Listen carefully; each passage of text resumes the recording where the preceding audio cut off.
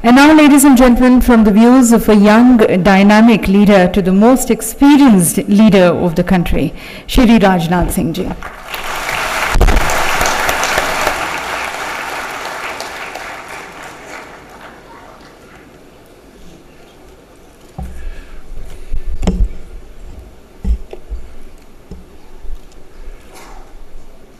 एसोचैम के चेयरपर्सन श्री राजकुमार जी धूत और हमारे शिवसेना के प्रमुख श्री उद्धव ठाकरे जी, श्री सुनील जी कंडोडिया, श्री डी.एस. जी रावत और इस ऑडियंस में मौजूद मेरे सभी सम्मानित देवियों एवं सज्जनों, वैसे राजकुमार जी धूत का और एसोचैम ऑर्गेनाइजेशन का अभिनंदन तो हमारे उद्धव जी ठाकरे ने कर दिया, लेकिन मैं अपनी तरफ से राजकुमार जी धूत और इस ऑर्गेनाइजेशन के प्रति आभार व्यक्त करना चाहता हूं कि इतने उत्कृष्ट फोरम पर आपने आमंत्रित करके हम सभी लोगों को अपना विचार व्यक्त करने का आपने अवसर दिया है।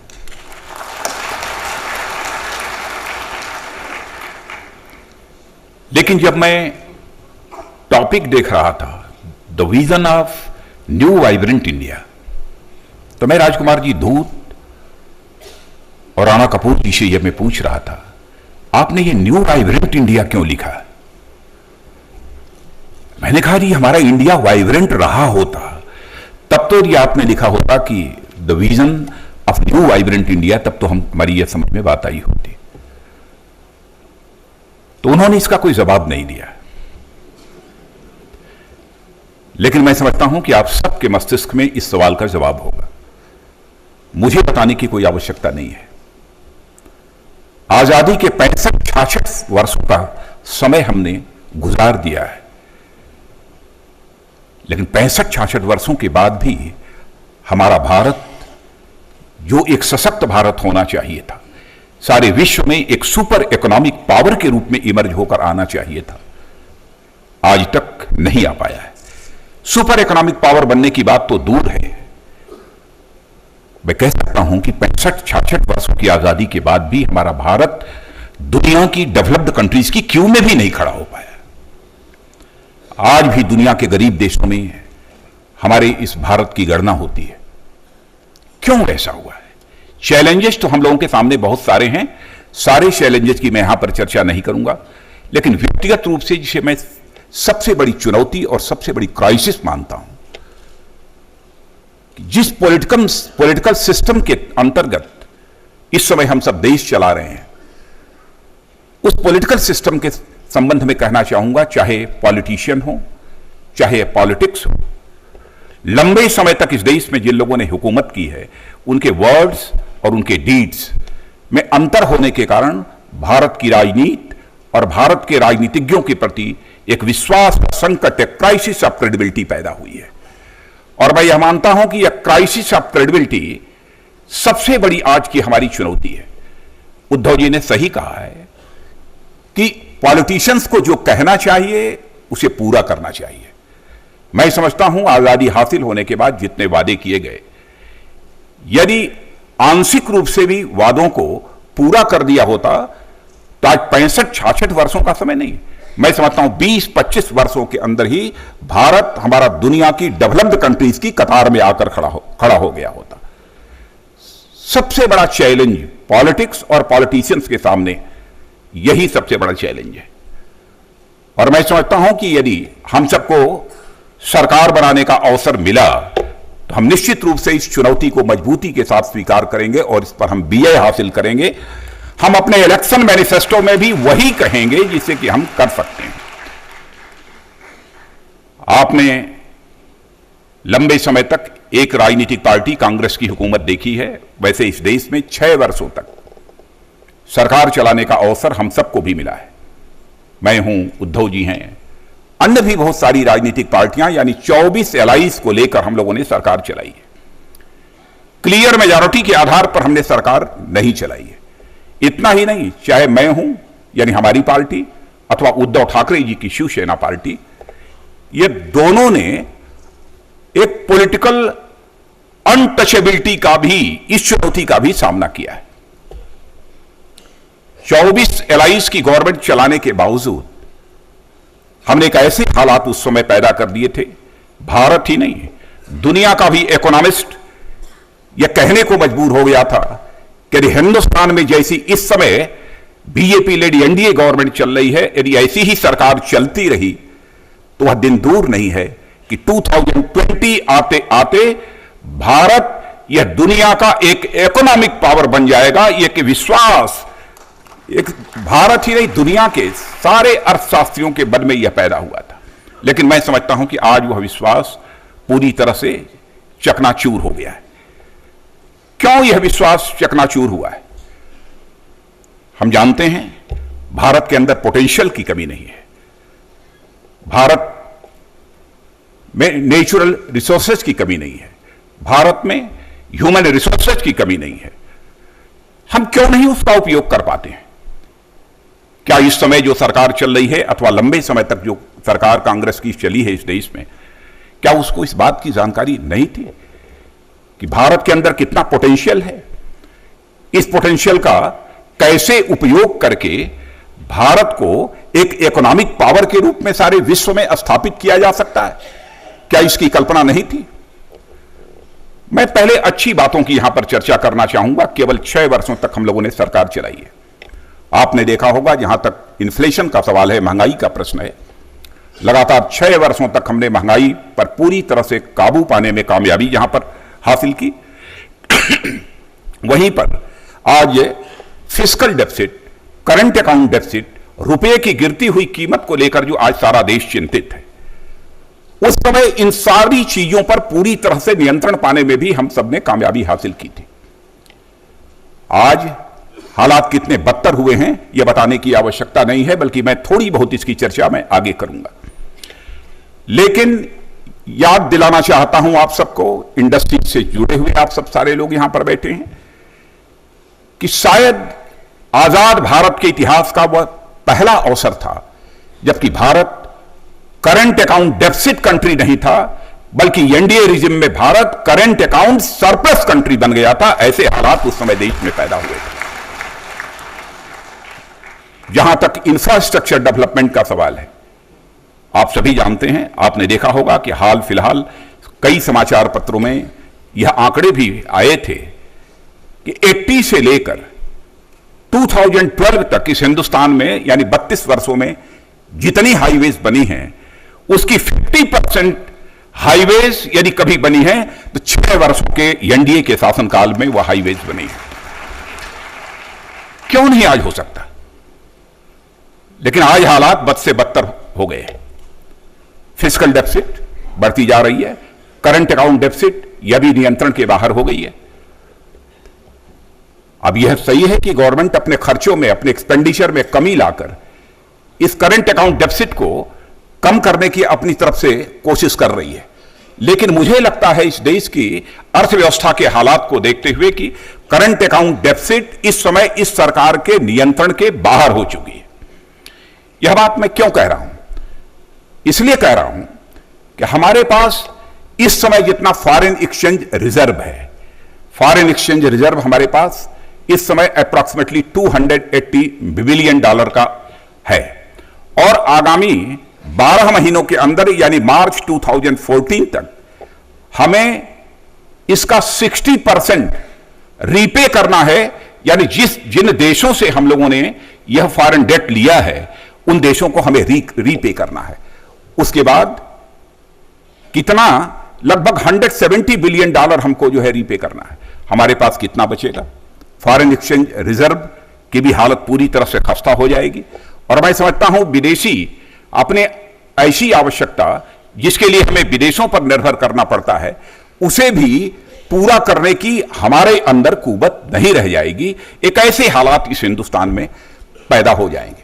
बट नेचुरल है कि करंट अकाउंट डेफिसिट भी उस समय तेजी के साथ बढ़ेगी।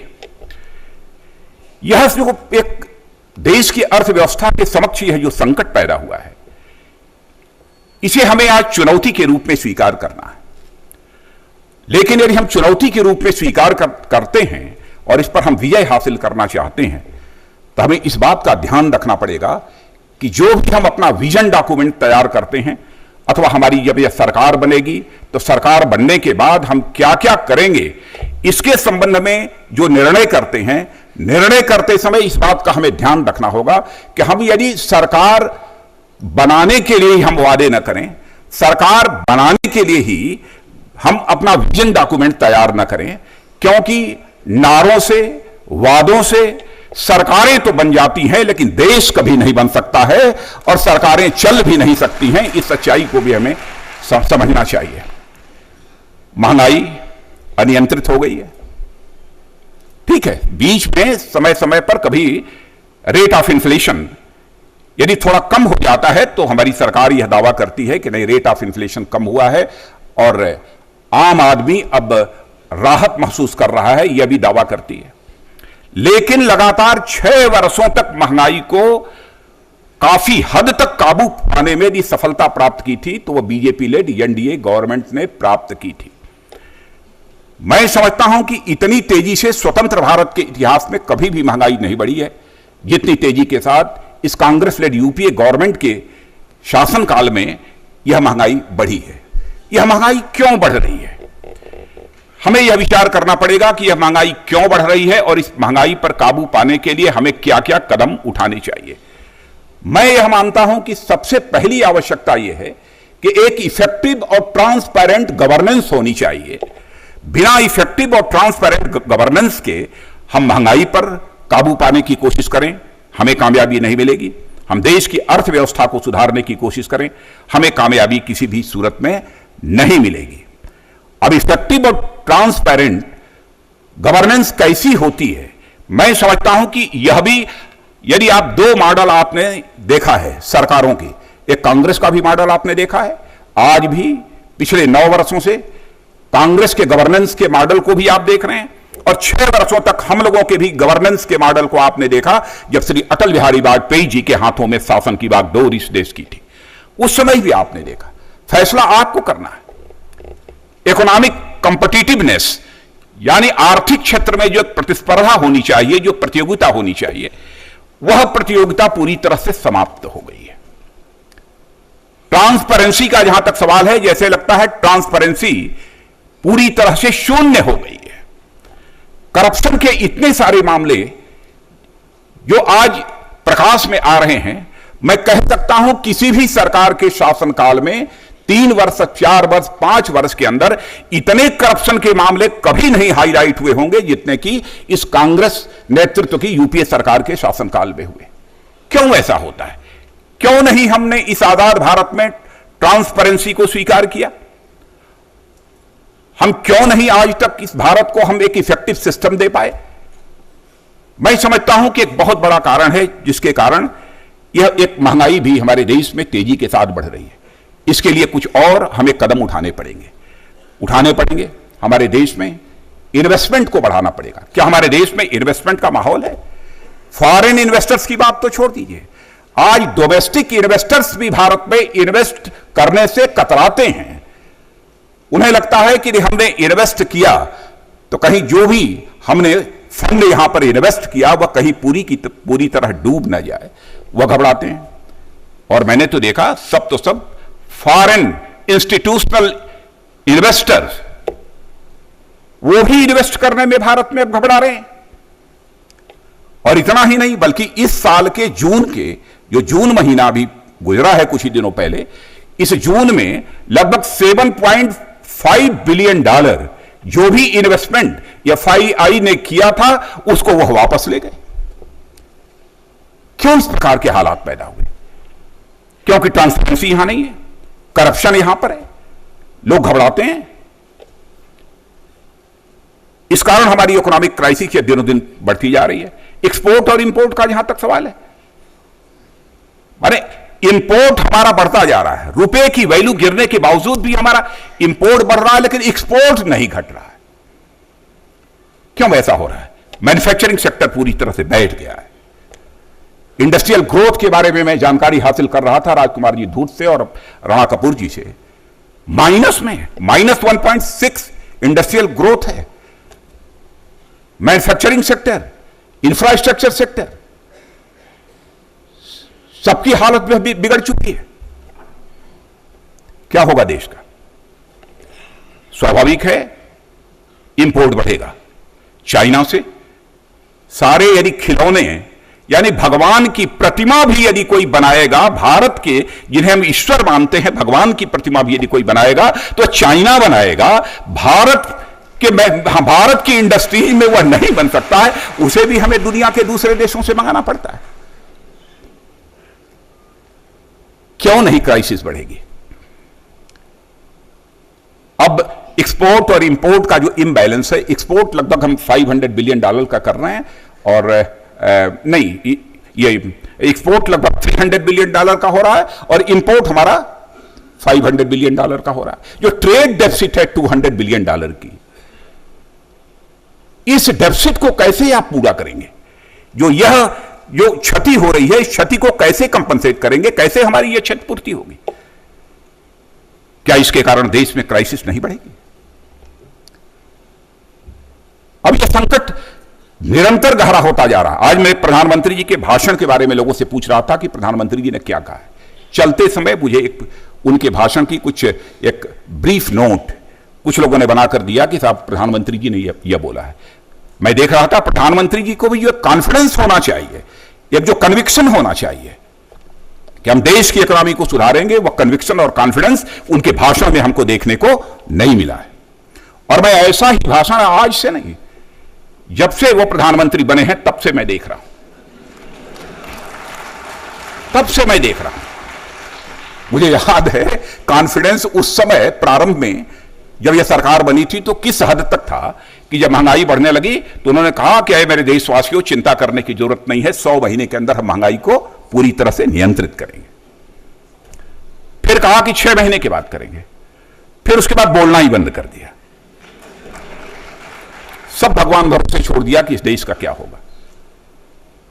इस देश को सचमुच हम वाइब्रेंट इंडिया बनाना चाहते हैं, इकोनॉमिक पावर बनाना चाहते हैं, देश की साख और विश्वसनीयता अंतर्राष्ट्रीय जगत में भी हम स्थापित करना चाहते हैं।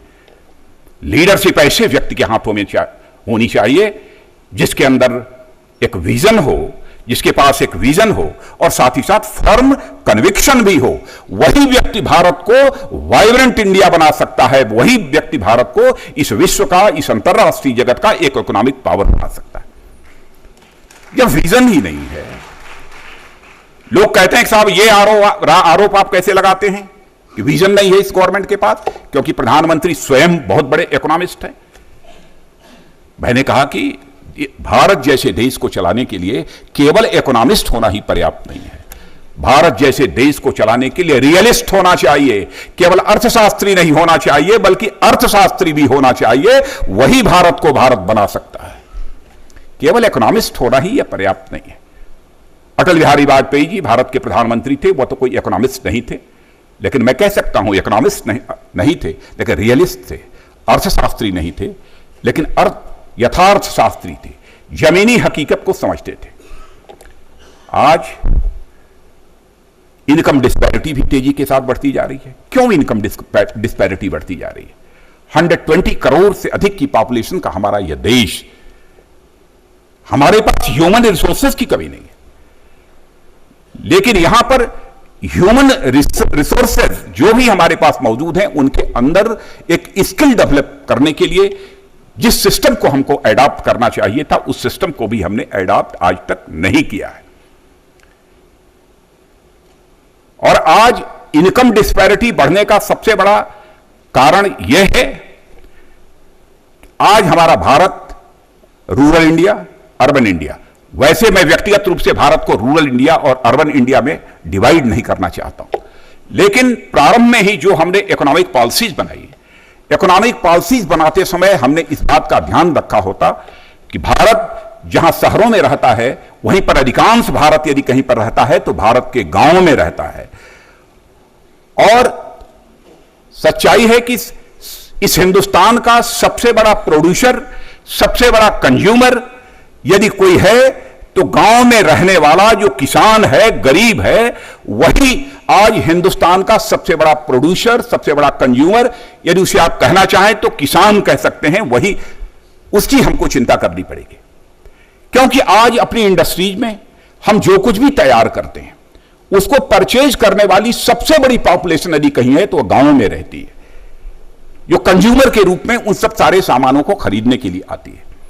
लेकिन उनकी इनकम को कैसे बढ़ाया जाए? आजादी के 65-66 वर्षों में हमने इस बात की चिंता नहीं की। किसानों की आत्महत्या की घटनाएं निरंतर बढ़ती जा रही। 3 वर्ष के अंदर लगभग 2 लाख से अधिक किसानों की आत्महत्या की घटनाएं हुई हैं। फिर भी हमारी सरकार आंख बंद किए हुए है। इन आत्महत्याओं को रोकने के लिए जो प्रभावी कदम उठाए जाने चाहिए नहीं उठा रही है। 65 वर्षों के बाद भी आज हमारी यह सरकार फूड सिक्योरिटी ऑर्डिनेंस जारी करने पर मजबूर हो रही है। ऐसा क्यों हो रहा है? 60% लोगों को फूड सिक्योरिटी बिल के माध्यम से यह सरकार कम दर पर अनाज मुहैया कराने का काम करेगी।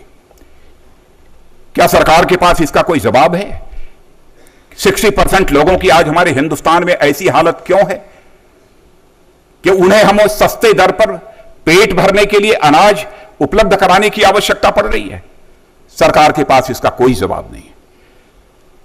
और यह जो फूड सिक्योरिटी ऑर्डिनेंस गवर्नमेंट ने जारी किया है, मैं समझता हूं कि यह पूरी तरह से एक पक्षी है। इसमें डिस्ट्रीब्यूशन सिस्टम अपना तो पहले से ही खराब पड़ा हुआ है। डिस्ट्रीब्यूशन की जो कुछ भी आज उत्पादित हो रहा है उसके डिस्ट्रीब्यूशन की चिंता तो यह सरकार जरूर कर रही है, लेकिन इस बात की चिंता यह सरकार नहीं कर रही है कि प्रोडक्शन, प्रोक्योरमेंट यह कैसे सुनिश्चित होगा कि प्रोडक्शन कैसे बढ़े, और साथ ही साथ प्रोक्योरमेंट भी इस प्रकार से कैसे किया जाए कि प्रोडक्शन करने वाले लोगों को अपने प्रोड्यूस की उचित कीमत मिल सके। इसकी कोई भी चिंता इस ऑर्डिनेंस के अंदर नहीं की गई। मैं समझता हूं कि देश की हालत बद से बदतर होती चली आ रही है। हां, लोग कहते हैं कि साहब आगे आने वाली सरकार क्या इस पर काबू पाएगी, लेकिन हम सबको पूरा कॉन्फिडेंस है कि यदि हमें सरकार बनाने का अवसर मिला तो हम यह दावा नहीं कर सकते कि साल 2 साल के अंदर ही हम सारा चित्र बदल देंगे। लेकिन हां, आज जो हमारी इकोनॉमी डिरेल्ड हो चुकी है उसको कुछ ही वर्षों के अंदर हम पटरी पर लाने में कामयाबी हासिल करेंगे, यह हमको पूरा विश्वास है। हम कोई गलत आश्वासन नहीं देना चाहते। हम कोई गलत आश्वासन नहीं देना चाहते कि सरकार बनते ही हम सारा का सारा जो आज का चित्र है उसको पूरी तरह से केवल 6 महीने में, 1 साल के अंदर ही हम बदल देंगे, यह दावा नहीं करना चाहता। हां, लेकिन इफेक्टिव और ट्रांसपेरेंट हम आपको गवर्नमेंट देंगे। और यदि मैं यह कहता हूं, क्यों कहता हूं, हमारी एनडीए की गवर्नमेंट, हमारी बीजेपी की गवर्नमेंट देश के कई राज्यों में, आप उनके भी परफॉर्मेंस को उठाकर देखिए, चाहे वह गुजरात हो, चाहे वह मध्य प्रदेश हो, चाहे वह छत्तीसगढ़ हो। छत्तीसगढ़ में 10 वर्ष पहले आप गए होंगे और छत्तीसगढ़ आज चले जाइए, छत्तीसगढ़ कुछ बदला हुआ आपको दिखाई देगा। आज हमारे देश में जितनी हमारी पावर की एक इंस्टॉल्ड कैपेसिटी है, माने बिजली की जितनी भी हमारी जनरेशन की जितनी इंस्टॉल्ड कैपेसिटी है, आज हम उतनी भी माने उसके एक बिजली नहीं पैदा कर पा रहे हैं उस कैपेसिटी के आधार पर भी। लेकिन गुजरात में आपको 24 घंटे की बिजली सप्लाई होती है। आप चले जाइए हमारे मध्य प्रदेश में, जो बीमारू राज्य हिंदुस्तान के माने जाते थे, उन बीमारू राज्यों में यह मध्य प्रदेश भी था। लेकिन आज मध्य प्रदेश में अब ऐसे हालात पैदा कर दिए हैं कि मैं समझता हूं कि इस वर्ष से शायद गांव में रहने वाले लोगों को भी 24 घंटे की बिजली मुहैया हो सकेगी मध्य प्रदेश में, और छत्तीसगढ़ में तो 24 घंटे की बिजली मिल ही रही है। यदि हमारी यह सरकारें इस काम को कर सकती हैं, हमारी स्टेट गवर्नमेंट्स इस काम को कर सकती हैं, तो यह गवर्नमेंट ऑफ इंडिया या भारत सरकार इस काम को क्यों नहीं कर सकती है? यह बात हमारी समझ के परे है। कई रिफॉर्म्स करने की जरूरत है, तब जाकर सचमुच हम जिस प्रकार का इकोनॉमिक पावर भारत को बनाना चाहते हैं वैसा हम इकोनॉमिक पावर बना सकते हैं। और इस देश में हम जैसा इंक्लूसिव ग्रोथ हासिल के लक्ष्य को हासिल करना चाहते हैं, हम उस इंक्लूसिव ग्रोथ को हासिल करने के भी अपने लक्ष्य को पूरा कर सकेंगे। लेकिन मैं इतना ही कहना चाहूंगा कि अंतर्राष्ट्रीय जगत में हमारी विश्वसनीयता, हमारी क्रेडिबिलिटी, हमारी साख गिरी है, और गिरी है तो इस गवर्नमेंट के हर फ्रंट पर विफल होने के कारण, इसके फेलियर के कारण हमारी यह साख अंतर्राष्ट्रीय जगत में गिरी है। चाहे वह इकोनॉमिक फ्रंट हो, चाहे वह इंटरनल एक्सटर्नल सिक्योरिटी का फ्रंट हो, चाहे वह डिप्लोमेटिक फ्रंट हो, हर फ्रंट पर इस गवर्नमेंट की विफलता ने अंतर्राष्ट्रीय जगत में हमारे भारत की साख को समाप्त किया है। और मैं तो सचमुच कभी कभी यह सोचता हूं, जो हमारे पड़ोसी देश हैं, पड़ोसी देशों के साथ भी कम से कम कुछ ऐसे देश होने चाहिए जो देश हमारे ऊपर भरोसा करें, विश्वास करें कि भारत हमारा मित्र देश है। एक भी देश जिसके संबंध में हम दावा कर सकें कि वह देश यह महसूस करता है कि भारत हमारा मित्र देश है, एक भी देश नहीं बचा है। चाइना जैसा बड़ा देश तो भारत को चारों तरफ से घेरने की जहां पर कोशिश कर रहा है, उससे हम सभी लोग अच्छी तरह परिचित हैं। लेकिन अब मालदीव जैसे छोटे देश भी अब भारत जैसे बड़े देश को आंख दिखाने की कुवत रखते हैं। कहां चली गई हमारी साख, कहां चली गई हमारी विश्वसनीयता? मैं समझता हूं कि भारत में पुनः इसे रेस्टोर करने की आवश्यकता है। और यहां पर एसोचैम के द्वारा ऑर्गेनाइज्ड इस कार्यक्रम में मैं समझता हूं कि सारे केवल इंडस्ट्रीज से जुड़े हुए लोग ही यहां पर नहीं बैठे हैं, बल्कि बुद्धिजीवी समाज के लोग भी यहां पर बैठे हैं। इस संबंध में केवल राजनीतिक पार्टियों को ही नहीं विचार करना है, बल्कि इस संबंध में आप सबको भी विचार करना है।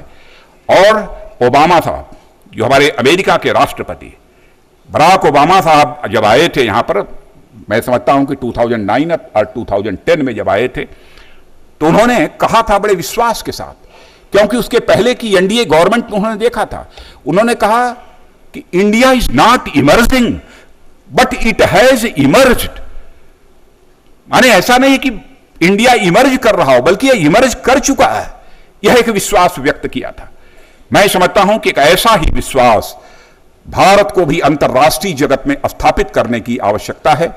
लेकिन उसके लिए आवश्यक है कि क्रेडिबल गवर्नमेंट होनी चाहिए, टेस्टेड गवर्नमेंट होनी चाहिए, और ऐसी गवर्नमेंट होनी चाहिए ताकि जिसके शासनकाल में करप्शन का एक भी आरोप उसके ऊपर न लग सके, एक ऐसी गवर्नमेंट इस हिंदुस्तान में चाहिए।